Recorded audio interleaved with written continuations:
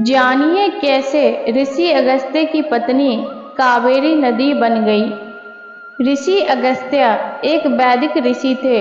ये वशिष्ठ मुनि के बड़े भाई थे। इनका जन्म श्रावण शुक्ल पंचमी को काशी में हुआ था। वर्तमान में वह स्थान अगस्त्य कुंड के नाम से प्रसिद्ध है। देवताओं के अनुरोध पर इन्होंने काशी छोड़कर दक्षिण की यात्रा की और बाद में वहीं बस गए थे। वैज्ञानिक ऋषियों के क्रम में महर्षि अगस्त्य भी एक वैदिक ऋषि थे। ऋषि अगस्त्य राजा दशरथ के राजगुरु थे। इनकी गणना सप्त ऋषियों में की जाती है। ऋषि अगस्त्य को मंत्र दृष्टा ऋषि कहा जाता है, क्योंकि उन्होंने अपने तपस्या काल में उन मंत्रों की शक्ति को देखा था। ऋग्वेद के अनेक मंत्र इनके द्वारा दृष्ट हैं। ऋषि अगस्त्य ने ही ऋग्वेद के प्रथम मंडल के 165 सूक्त से 191 तक के सूक्तों को बताया था। ऋषि अगस्त्य को पुलत्स ऋषि का बेटा माना जाता है। पुलत्स ऋषि के भाई का नाम विश्रवा था, जो रावण के पिता थे। अगस्त्य ऋषि के बारे में कहा जाता है कि एक बार इन्होंने अपने मंत्र की शक्ति से समुद्र का समूचा जल पी लिया था, विंध्याचल पर्वत को झुका दिया था और मणिमती नगरी के इलवल तथा वातापी नामक दुष्ट दैत्यों की शक्ति को नष्ट कर दिया था। ऋषि अगस्त्य के विवाह से जुड़ी कथा। एक दिन ऋषि अगस्त्य जंगल में यात्रा कर रहे थे और उनके पितर देवता जंगल के पेड़ों पर उल्टे लटके हुए थे। जब उन्होंने उनसे पूछा कि इस प्रकार क्यों लटके हुए हैं, ऐसा दुर्भाग्य उनके पास क्यों आया, उनके पितर देवता ने उत्तर दिया, क्योंकि ऋषि अगस्त्य का कोई पुत्र नहीं है, इसी कारण वह इस भयानक कष्ट झेलने के लिए मजबूर है। यह सुनकर ऋषि अगस्त्य ने उनसे वादा किया कि वह जल्दी विवाह कर लेंगे। उन्होंने धरती पर मौजूद उन सभी चीजों को इकट्ठा किया जो एक अच्छे इंसान में पाई जाती है और एक कन्या का निर्माण किया। उस समय विदर्भ के राजा संतान प्राप्त करने के लिए बहुत तपस्या एवं जप तप कर रहे थे। ऋषि अगस्त्य उनके पास पहुँचे और अपने द्वारा बनाई गई उस कन्या को राजा को आशीर्वाद स्वरूप दे दी। उस कन्या का नाम लोपामुद्रा रखा गया। साथ ही उस कन्या का लालन पालन राजसी वैभव एवं ऐश्वर्य के बीच किया गया। जब कन्या विवाह योग्य आयु की हुई तो ऋषि अगस्त्य वहां पहुंचे और उन्होंने राजा विदर्भ से उस कन्या से विवाह करने की इच्छा जताई।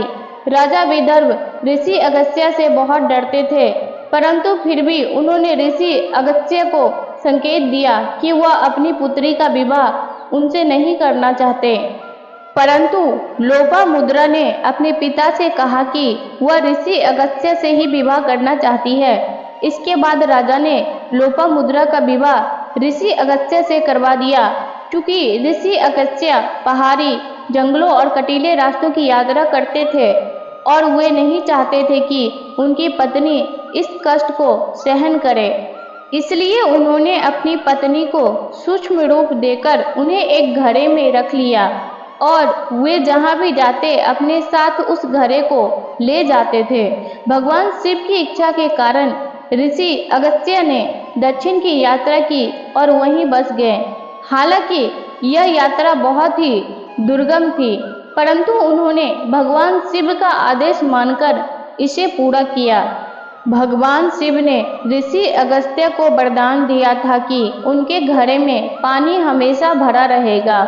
उस समय दक्षिण भारत का यह क्षेत्र बेहद शुष्क था, जहाँ कभी कभी पानी बरसता था। एक बार जब ऋषि अगस्त्य स्नान करने गए तो भगवान गणेश ने एक कौवे का रूप लेकर ऋषि अगस्त्य के घड़े को पलट दिया। घड़े के अंदर ऋषि अगस्त्य की पत्नी लोपामुद्रा थी, जो घड़े के पलटने के कारण बारहमासी पानी के साथ शक्तिशाली कावेरी नदी में बदल गई। यह नदी बारहमासी है तथा इस नदी का पानी भगवान शिव के आशीर्वाद के कारण कभी नहीं सूखता है। ऋषि अगस्त्य की पत्नी लोपामुद्रा का नाम कावेरी इसलिए पड़ा क्योंकि उस घड़े का जल एक कौवे द्वारा फैलाया गया था। दक्षिण भारत में ऋषि अगस्त्य के विवाह से जुड़ी एक अन्य कथा भी प्रचलित है। ऐसा कहा जाता है कि कुग्र की ब्रह्मगिरी पर्वत के पास कावेरा नामक एक शिकारी राजा निवास करता था। जीवन में उसका एकमात्र उद्देश्य अपने देश का भला करना था। उसने भगवान शिव को प्रसन्न करने के लिए बहुत तपस्या की। भगवान शिव उसके तपस्या से प्रसन्न हुए और उसे एक पुत्री का वरदान दिया, जिसका नाम कावेरी रखा गया। इसके साथ ही भगवान शिव ने उससे यह भी कहा कि इस पुत्री के माध्यम से उसकी हर इच्छा पूरी होगी। कुछ समय के पश्चात ऋषि अगस्त्य का ब्रह्मगिरी पर्वतों पर भ्रमण का संयोग बना। कावेरा ने अपनी पुत्री का विवाह ऋषि अगस्त्य से करवाने की इच्छा जताई। ऋषि अगस्त्य और कावेरी ने एक सुखी दाम्पत्य जीवन का सुख भोगा। लेकिन उस समय एक असुर के अत्याचारी शासन के कारण संपूर्ण दक्षिण भारत एक भयानक अकाल के चपेट में था। एक दिन जब ऋषि अगस्त्य स्नान करने जा रहे थे, उस समय कावेरी की देखभाल करने वाला कोई नहीं था। इसलिए उन्होंने कावेरी को पानी में बदल दिया और उनको अपने पवित्र घड़े में रख दिया। यह उस समय की बात थी जब भगवान गणेश ने एक कौवे का रूप धारण किया और घड़े को उलट दिया। घड़े से जब पानी निकला तो उस जल ने एक धारा का रूप ले लिया और यह देखते ही देखते कावेरी नदी में परिवर्तित हो गई। यह एक बहुत विशाल बारहमासी नदी बन गई। वीडियो अच्छी लगी हो तो लाइक, शेयर और ऐसे ही वीडियो को देखने के लिए हमारे चैनल को सब्सक्राइब जरूर करें। धन्यवाद।